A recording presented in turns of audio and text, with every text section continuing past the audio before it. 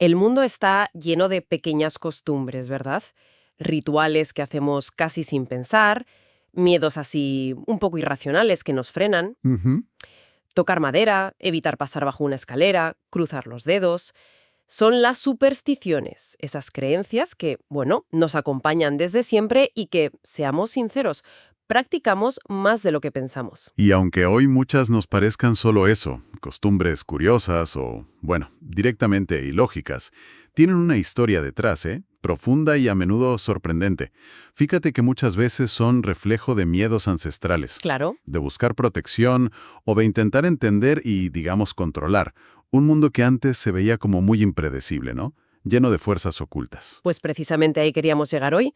Vamos a explorar juntos el origen de 12 de las supersticiones más conocidas, o por lo menos más extendidas. Vale. No se trata de juzgar si son verdad o mentira, sino de entender de dónde vienen, qué lógica seguían en su momento, basándonos en lo que sabemos sobre ellas. ¿Listos para mirar un poco detrás del velo? Será un viaje, yo creo, revelador por la historia y la psicología humana. Vamos a descubrir las raíces de comportamientos que, aunque ahora nos parezcan raros, pues tenían mucho sentido para quienes los empezaron. Veremos que esa necesidad de seguridad y de explicaciones es algo muy humano. Empecemos con un clásico, tocar madera. Esa frase y el gesto, ¿no? Casi automáticos cuando decimos algo bueno que no queremos que se gafe o algo malo que queremos evitar. ¿De dónde viene esa necesidad de tocar madera? Es una práctica muy extendida, sí, y una de sus raíces más sólidas nos lleva a creencias animistas muy antiguas. Animistas. Sí, en muchas culturas precristianas se pensaba que los árboles, sobre todo los más viejos, los grandes, eran como la casa de espíritus. Podían ser, pues, divinidades menores, ninfas, duendes, entidades que podían ser buenas. O sea que tocar el árbol era como pedirles un favor, su bendición. Exacto. Era una forma de invocar su protección, o de pedir permiso antes de hacer algo importante, ¿sabes? O incluso de darles las gracias por la buena suerte. Era un gesto de respeto, de conexión con esas fuerzas de la naturaleza que se veían como sagradas y protectoras. Ya. Con el tiempo, claro, el gesto se simplificó a, bueno, a tocar cualquier cosa de madera. Es curioso cómo algo que era una conexión tan espiritual con la naturaleza se ha quedado en una frase casi mecánica. Y bueno, esa búsqueda de protección nos lleva directos a los amuletos y talismanes. La idea de que un objeto nos puede proteger o dar suerte es universal. Totalmente. Es la materialización de la creencia de que ciertas energías, positivas o negativas, se pueden canalizar o repeler con objetos específicos. Y esta idea la ves en casi todas las culturas y épocas, ¿eh? Tenemos constancia de amuletos muy antiguos con funciones claras. Sí, hay muchísimos ejemplos. En algunas tradiciones de África, por ejemplo, está documentado el uso del okundú. Okundú. Sí, podía ser un fetiche personal o familiar, y se hacía con cosas muy íntimas. Pelos, dientes, trocitos de hueso de ancestros a los que se veneraba. La función era conectar al que lo llevaba con esos espíritus protectores de la familia. Vaya, una conexión súper directa con los antepasados. Y en civilizaciones más, digamos, cercanas a nosotros, como Egipto. En el antiguo Egipto el uso de amuletos era constante. Quizás el más famoso es el escarabajo sagrado. Ah, sí, el escarabajo. Era un símbolo potentísimo, de renacimiento, asociado al sol, al dios Ra. Se llevaba en vida en anillos, collares, y se ponía sobre el corazón de las momias para protegerlas en el más allá. Y aparte de figuras, se confiaba también en materiales concretos, como las piedras. Desde luego, la creencia en las propiedades mágicas o protectoras de gemas y piedras semipreciosas estaba súper extendida. Por ejemplo, Pues mira, se pensaba que el ámbar protegía especialmente a los niños. El ágata se usaba contra la sed, algo vital, ¿no? La turquesa, fíjate qué curioso, se creía que ayudaba en las peleas de pareja. anda ya, la turquesa para eso. Sí. La cornalina contra mordeduras venenosas. Y el jade, sobre todo en Oriente, valoradísimo, asociado a la longevidad, a lo divino. Se usaba para tallar figuras sagradas. Es increíble esa especificidad. No era solo protección en general, sino casi como una farmacia mágica. Pero, ¿había alguna lógica detrás? O sea, ¿por qué la turquesa para las parejas y el ámbar para los niños? ¿Alguna leyenda? ¿El color? A ver, las asociaciones originales a menudo se pierden, ¿no? Pero podían venir de leyendas locales, del color quizá. El azul de la turquesa igual se asociaba a la calma, de lo rara que fuera la piedra, o incluso de observaciones que hoy diríamos que estaban mal interpretadas. Lo importante era la creencia. El objeto tenía una virtud que se podía transferir a quien lo llevaba. Claro. Y de los objetos que llevamos encima a los que encontramos. La herradura. Esa idea de que encontrar una trae suerte o que colgarla en casa protege. ¿Cuál es la historia? Existe una creencia vieja que decía que encontrar una herradura por casualidad, y sobre todo si era por la mañana, era un presagio muy bueno, capaz de anular maleficios. ¿Y por qué colgarla en casa?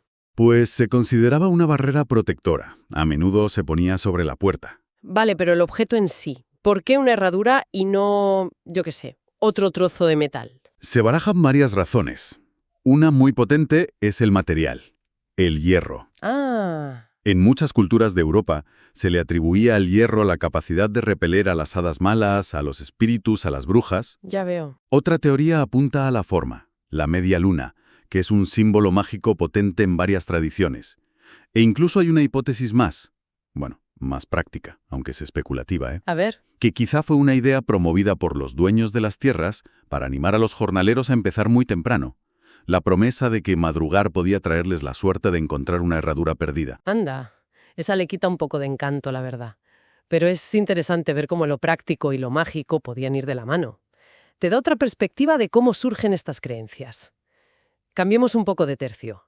Pasemos a supersticiones que buscan influir, digamos, activamente en otros o en el destino. El famoso mal de ojo o esa imagen tan de película de clavar agujas en muñecos para hacer daño. ¿Cuánto hay de verdad histórica en eso? La idea de influir a distancia, para bien o para mal, es el núcleo de lo que se llama magia simpática o imitativa, y está súper bien documentado en el mundo antiguo, Grecia, Roma, Egipto. Y sí, se usaban figurillas, aunque su propósito era a menudo más complejo que el vudú de las pelis. ¿Más complejo en qué sentido? ¿No buscaban hacer daño? No siempre o no solo físicamente. Se hacían figuras de cera, de barro, a veces de metal, que representaban a la persona que querían afectar. A veces se les ataban las manos o los pies simbólicamente Ajá. y se les clavaban agujas. Sí. Pero los textos mágicos que tenemos, como las tablillas de maldición o los papiros, nos dicen que la intención era influir en cosas concretas. ¿Por ejemplo? Pues una inscripción podía decir: atravieso la lengua de X para que no hable contra mí en el juicio. O atravieso el corazón de Y para que arda de deseo por mí. Buscaban controlar acciones, sentimientos, pensamientos. Era muy específico. O sea que era como un control remoto mágico muy dirigido. ¿Y dónde hacían estos rituales? A menudo, estas figuras y las tablillas de maldición asociadas, que solían ser de plomo, un material que se consideraba frío, restrictivo, se depositaban en sitios que se creían conectados con el inframundo. ¿Cómo cuáles? Pues tumbas, pozos sagrados, cementerios. Se invocaba a dioses como Hécate, Perséfone, o a espíritus de muertos sin descanso, para que actuaran de intermediarios y cumplieran el hechizo. Y los motivos eran de todo tipo, rivalidades amorosas, pleitos, competencia comercial, hasta puestas en las carreras de carros. Qué elaborado y qué oscuro a la vez. Otra forma de buscar control o saber el futuro es la astrología. A pesar de las críticas de la ciencia, la creencia en los horóscopos y en cómo influyen los astros sigue muy presente. Sus raíces son igual de antiguas. Son antiquísimas. Se remontan a las primeras civilizaciones que miraron al cielo de forma sistemática. Caldea, Asiria, Babilonia, Egipto. Y también China, India, Grecia. La idea fundamental era que había una correspondencia entre los movimientos de los astros, Sol, Luna, los planetas visibles, y lo que pasaba en la Tierra. Tanto a nivel general como personal. Sí, tanto a nivel colectivo, guerras, cosechas, el destino de los reyes, como individual, la personalidad, la salud, la fortuna de cada uno. Y supongo que se lo tomaban muy en serio, no era un pasatiempo. Que va para nada. Era considerada una ciencia y un arte adivinatorio clave. Reyes y emperadores tenían astrólogos en la corte para ayudarles a tomar decisiones importantes. Se conservan manuales astrológicos supercomplejos, como uno mesopotámico atribuido al rey Sargón I de Akkad, de mucho antes del 700 a.C. La posición de los astros al nacer se veía como un mapa del destino. De mirar a las estrellas a mirar superficies que reflejan.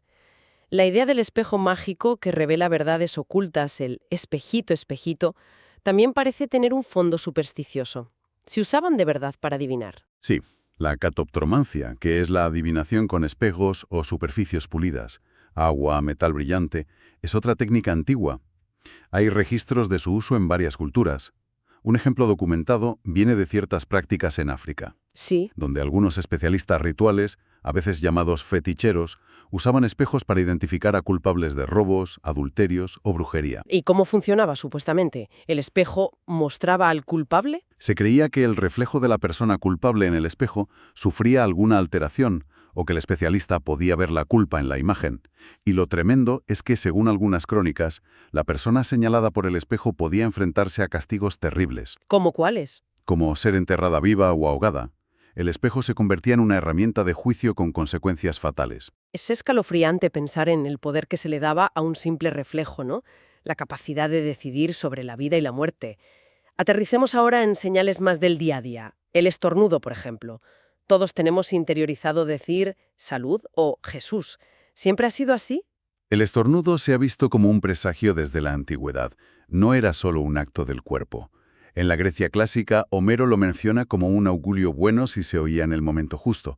Los romanos también tenían fórmulas como salve, salud, o ab Jove, de parte de Júpiter, lo que indica que se veía como una señal divina. Entiendo lo de salud, pero ¿y el Jesús o Dios te bendiga? Eso suena más específico. Esa fórmula parece que se consolida más tarde y está muy ligada a un momento histórico terrible. Las grandes epidemias de peste en Europa, sobre todo la peste negra a mediados del siglo XIV. Ah, claro. Uno de los síntomas que a veces anunciaban la enfermedad era una serie de estornudos violentos. Decir «Dios te bendiga» era una forma de encomendar el alma de la persona a Dios ante la posibilidad de que muriera pronto. Era una súplica de protección divina en un momento de terror colectivo. Vaya, eso transforma completamente cómo vemos ese gesto. De un augurio a una plegaria casi desesperada. Otra dicotomía clásica, la derecha como buena y la izquierda como mala. Eso de levantarse con el pie izquierdo, que algo venga por la izquierda, también es antiguo. Muy antiguo y muy arraigado en las culturas griega y romana. Tenían una división clara. Todo lo que pasaba o venía del lado derecho, dextra, se consideraba favorable, de buen augurio. ¿Y la izquierda? Al contrario, lo que venía del lado izquierdo, sinistra, era sospechoso, desfavorable, de mal augurio. De hecho, nuestra palabra siniestro viene directamente de ahí. Qué curioso. ¿Y esta mala fama de la izquierda era universal en el mundo antiguo? Era muy dominante en el ámbito grecorromano, que nos ha influido muchísimo en Occidente. Pero no necesariamente era igual en todas partes. Lo interesante es cómo esa asociación sigue viva en el lenguaje y en ciertas supersticiones. Y relacionado con esto, también estaba la creencia de que tropezar, daba igual con qué pie, era una mala señal. ¿Tropezar sin más? Sí, un pequeño obstáculo físico que podía anunciar dificultades mayores en cualquier cosa que fueras a empezar. Cambiando de tema, hablemos de animales. Hay muchas culturas con tabúes sobre no matar a ciertos animales o que los consideran sagrados. Pienso en no matar arañas en casa o la veneración de los gatos en Egipto. Efectivamente, y las razones detrás suelen tener dos raíces principales. Por un lado, el totemismo. Totemismo. Sí, muy presente en sociedades tribales como algunos pueblos nativos americanos. Creían que el espíritu de un ancestro fundador o un espíritu protector del clan vivía en una especie animal concreta, el tótem. ¿Y eso qué implicaba para ese animal? Pues que se convertía en sagrado para ese grupo. No se le podía cazar ni comer, salvo en rituales muy específicos. Era un símbolo de identidad, un protector al que se invocaba y cuya imagen se usaba como emblema en armas, ropa, tatuajes. Era como parte de la familia, digamos. Entendido. ¿Y la otra raíz? Mencionaste Egipto. La otra raíz es la asociación directa de ciertos animales con dioses específicos. El antiguo Egipto es el ejemplo perfecto. El gato era el emblema de la diosa Bastet, el halcón de Horus, el ibis y el babuino de Tot, el carnero de Amón o Knef. La lista es larguísima. Ajá. No eran el dios en sí, pero sí su manifestación en la tierra o su símbolo sagrado. Y a diferencia con el tótem sería que aquí la conexión es con un dios del panteón, no con un ancestro. Exacto. Y la protección era muy estricta. Matar a uno de estos animales sagrados, incluso sin querer, podía acarrear castigos tremendos, hasta la pena de muerte si era a propósito. Qué fuerte. Al morir de forma natural, estos animales eran cuidadosamente momificados y enterrados en necrópolis especiales, con mucho respeto, porque eran el reflejo de lo divino en la tierra. Entramos en la recta final con números y pequeños rituales. Esa fascinación casi universal por ciertos números, ¿no? El 7 como número mágico de la suerte, el 3 con su poder simbólico, ¿por qué estos y no otros? La creencia de que ciertos números tienen una virtud propia, un poder misterioso, es antiquísima y se da en culturas muy diferentes. Y sí, el 3 y el 7 destacan muchísimo. Tenemos ejemplos claros de esa importancia. Muchísimos. En la cosmología de Mesopotamia se hablaba de los 7 Maskim o Maskinú, que eran demonios o espíritus muy poderosos. Tenemos los 7 días de la semana, las 7 maravillas del mundo antiguo.